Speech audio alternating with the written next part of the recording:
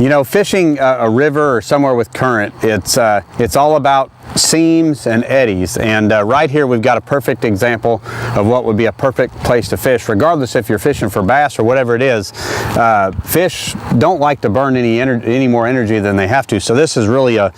prime spot right here. Is what we've got is we've got a lot of swift current that come along here, but then we've got this little pocket which creates an eddy, and we're literally, I've got my trolling motor on spot lock here, and we're sitting right in the seam of this. So the key when fishing these places is fish right on the seam. Usually is where the fish will sit. They like to sit just out of the current, and they'll sit there where they don't have to exert as much energy, and then as food is brought by, you know, schools of bait fish will come by, crawfish or whatever bait might get washed by, they can just